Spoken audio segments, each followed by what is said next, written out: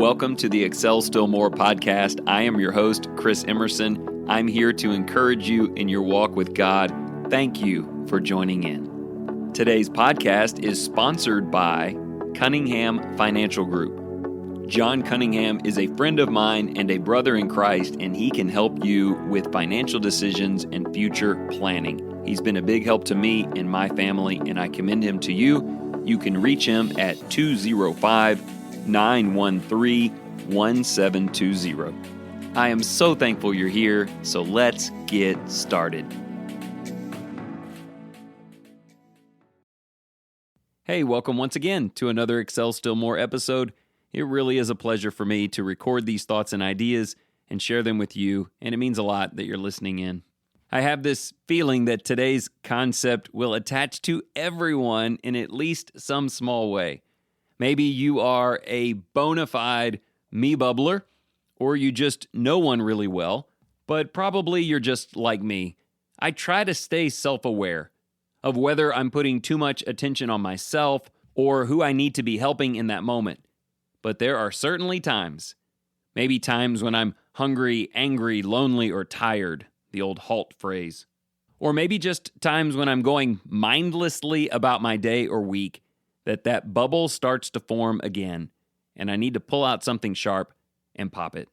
And maybe for some, that's what today's episode will be, a sharp pin prick, making an audible sound as the bubble of self gets instantly removed and a whole new world of God and others gets reintroduced. Ultimately, though, I'm not here today to rebuke or criticize. I want this episode to be heavy on practical things that I have been doing to help keep that bubble from forming, and I want to share with you a tremendous passage of Scripture that you can use daily to help you grow. If you end up wanting more information than you get today, I did preach 2 sermons a couple of weeks back called Popping the Me Bubble. It was based in the book of Jude and established the character of dangerous people who had infiltrated local churches and what was behind their focus on self and why it was so dangerous. I came back in the evening sermon and introduced the positive aspects of selflessness that I'll be sharing with you today. All right, so let's jump in on this. What does it mean to live in your own me bubble? Me bubblers have several common traits. 1, they talk about themselves a lot. When you look at their pronouns, there's a lot of I and me and myself and my kids and things like that. Me bubblers also like to do things, just like everyone else, but they pretty much only do the things that they want to do. They're drawn to things that service some need in their life, and they are generally adverse to things that don't have some personal benefit. Me bubblers have friends, and they like to hang out with others, but each and every one of their friends has at least one component that services a need or desire for themselves. If there is someone in their life who is difficult or who draws too much out of them, that person generally has to get outside of their bubble. People in me bubbles will do things for other people. I don't want to act like they're never generous. They may be very charitable, in fact, but they want other people to know about it because the act can't just be about someone else. It also has to be, at least in part, about them. And look, I don't know how any of this is hitting you, but I am familiar with all of these shortcomings and have had to address each of them in my life over the years. On its most basic, harmless level, it's just kind of humorous to watch 2 me bubblers have a conversation. You can almost see their bubbles pushing against each other, but maintaining its distinctive form. And the conversation usually goes something like this.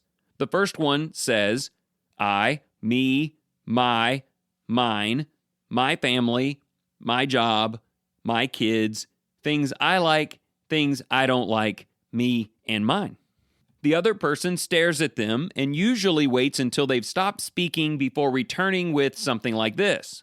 Well, I, me, mine, better story, my family, my life, and things that I like or don't like.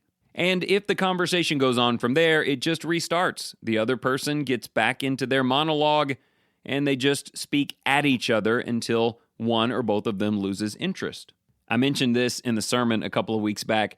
I've thought about carrying a $100 bill with me in my pocket, and the first time I see someone finish up their monologue and the other person asks them a follow-up question, they say, "Hey, that was interesting. Can you tell me more about this?" I'm just going to pull the $100 bill out and give it to them and say, "You are awesome," and then walk off. So hey, if for no other reason, work on popping the me bubble in conversations because you might get paid. Of course, it just hit me that actually undermines the whole point of who it's about. But it does illustrate how willing I am to make changes when the benefit comes back around to help, well, me. So again, I don't want to spend the whole 20 minutes talking about what self-centeredness looks like. I want to get to solutions, but I will add this one more thing. People whose primary focus is on themselves and their families and their lives may seem common and like it's not that big a deal. However, when you take someone like that and you put them in a system that is bigger than themselves, they tend to do damage to that system. If you put someone like that in a company that has fellow employees or someone over them or customers, primarily looking out for their own interest is going to be to the detriment of the organization. The book of Jude shows us how that happens in the church, where you join something bigger than yourself, with people around you to serve and encourage, and a Christ who is Lord over your life. The only outcome that a me bubble produces in that situation is division. God's beautiful body pulled apart, not by outside influences, but by the individual pieces within it pulling everyone in their direction. Naturally, this can be applied to the family. If you are in a family with a mate or parents or children, you are in a beautiful system that's not about you. It's about all of you. And if you end up in an entire family of me bubblers, each one prioritizing themselves over others and the group and God, well, that is a tremendously fragile fellowship. So here is the flip side of that. If we can learn to pop those bubbles and better understand our place in this world and our purpose within these systems, you and I can bring about the opposite result. Not division, but unity. Not self, but God and Christ and His church and others. Okay, so how do we go about making things better? That must begin with a sense of self-awareness. We are nearly halfway through this episode. Have you heard anything yet that hits close to home? Are you ready to say, hey, I may need to reevaluate my language, my interactions, and the purpose behind some of the things that I do? So whether you're someone who just occasionally gets too focused on your own desires, or maybe you are a professional me bubbler, do you know what those look like? The entire inner wall of the bubble is lined with mirrors, where all they ever see is themselves. Maybe they're happy, maybe they're miserable, but that's all that there is. And it dictates everything about their walk. But that's not all that there is. There is so much more, and so many more people, and a tremendous sense of service and purpose in your life, just like Jesus, that I guarantee can change everything. Okay, let me give you a list of things that have helped me over the years and I still find useful. Each of them begins with the I pronoun, but they're ultimately about self-awareness that can get me beyond that. Number 1, I am a vessel, repaired by God, filled to the brim with the Holy Spirit, so that I can pour forth of the Holy Spirit into the lives of everyone I meet and know. That line is a throwback to the emptying yourself episode of a few years ago, the one with the Christmas cup with the snowman inside. But this basic concept has stuck with me. I am a vessel made and repaired by God for a purpose. Somehow the Holy Spirit, with His beautiful qualities of love and joy and peace and all 9 of those things, somehow God wants to get that into the hearts and lives of people who need it. That is my purpose. It's what I look to do when I walk through the door on a Sunday morning or into my home on a Tuesday evening. Every person God chooses for me to meet is someone who needs more of the Spirit. I am a vessel at the Lord's table that He can lift as He pleases to pour the Spirit into another. So I hope you can hear clearly in that first point. It's not that you are worthless or unimportant. It's the exact opposite of that. It's just that importance has to do with others. Number 2, I am the least important person in every room I walk into. I tell myself that often. Again, church building, front door of my house, a restaurant, or the draft room for Little League baseball coaches. It's not that I don't have value or importance. It's more of an attitude of humility consistent with Jesus. Jesus was the greatest person in every room He ever entered, but you'd never know it. He wasn't living in some bubble of self-service, only drawing people close to Him if they can do things of which He is worthy, because no one could. He entered rooms and He made everyone else's needs elevate above His own. The really cool part is when someone else in the room thinks that way also, they will likewise say and do very kind things to you. And that creates a very different and kind of amazing conversation. Number 3 in our list is closely related to this concept of conversation because I will watch my pronouns. I really want you to try this. The next conversation that you have, it's okay to talk about yourself and your life and your family. That's part of conversation, back and forth. But try your best to start it about them, and then ask a follow-up question about them. And by the end of the conversation, the end of the night, the end of the week, see if the pronouns you used along the way were more about their interests than your own. Now, someone might be listening to this thinking, if I take all of this advice, it will never be about me. I won't get to share my stories, and none of my needs will be met. But let me just assure you, there's really no risk of that. There's enough innate self-thought in us that we'll get our stories out and we'll get our needs met. I'm just trying to convince you that there is a much more beautiful world beyond your bubble and richer relationships than you've ever known. All right, let me give you one more thing. Number 1, I am a vessel of the Holy Spirit to be poured out into the lives of others. Number 2, I am the least important person in this room. Number 3, I will watch my pronouns. And number 4, I can do one selfless act every day on purpose. This point is for those who don't quite understand what we're saying here or what that change might look like. I tend to think in very practical, simple daily terms. There is a section in my journal every day called Your Daily Highlight.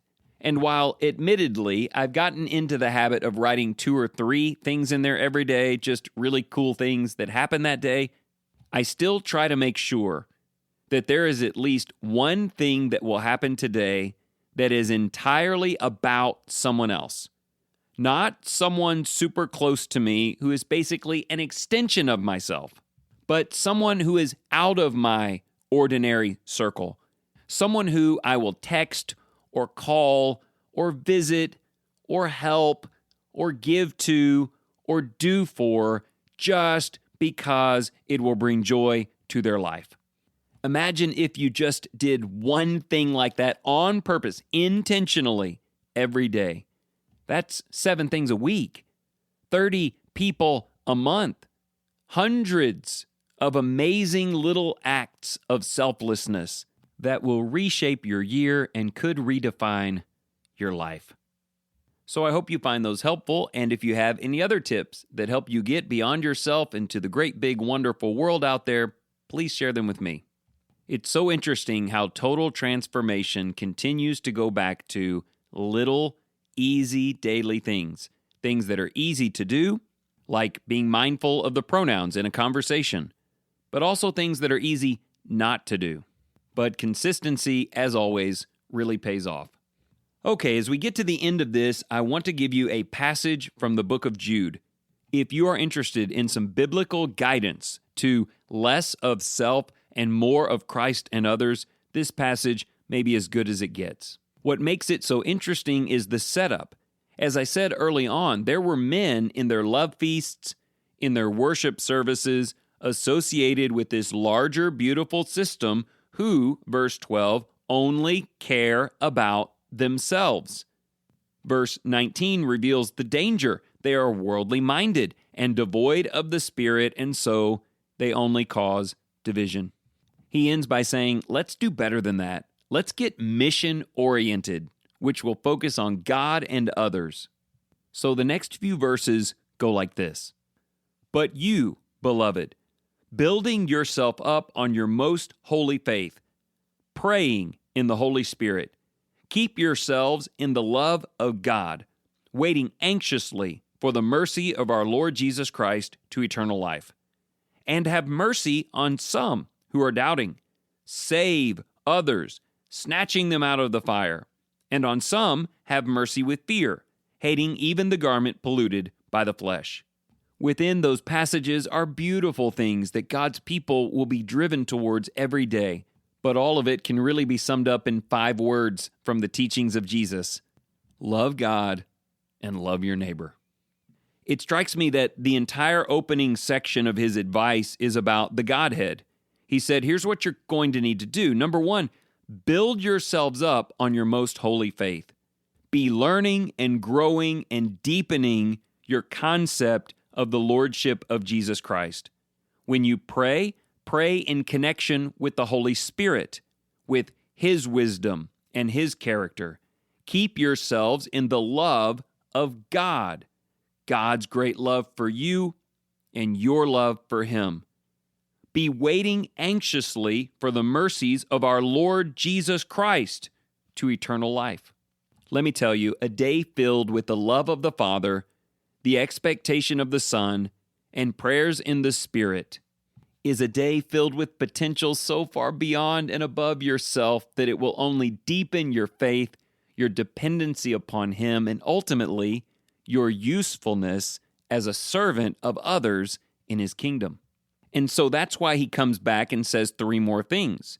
Have mercy on some who are doubting. Save others, snatching them out of the fire. And on some, have mercy with fear, hating even the garments polluted by the flesh. I've got to wrap up this episode, but listen carefully. There are people outside of your circle, outside of your bubble, who are doubting the truth, and their salvation is in jeopardy. There are others who are lost in the grips of Satan, and still others doing the most abysmal things in complete ignorance. God has put them in your life on purpose. You may know them from the church where you worship, or your family, or among your acquaintances and friends. At this point, they may not be able to do anything for you. In fact, you may have to be very careful when you approach them. But serving God means saving souls. My life is not about me. It's about how God saved me and how He is using me to get out of my comfort zone and help those who are doubting, lost, and in danger. I beg you to look for those opportunities every day.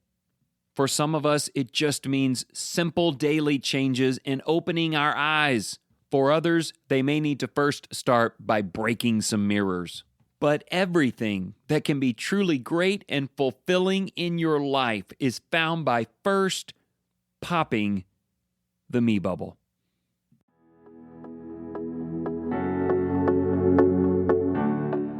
Thank you so much for joining in today. If you enjoyed this program, consider sharing it with your family and your friends.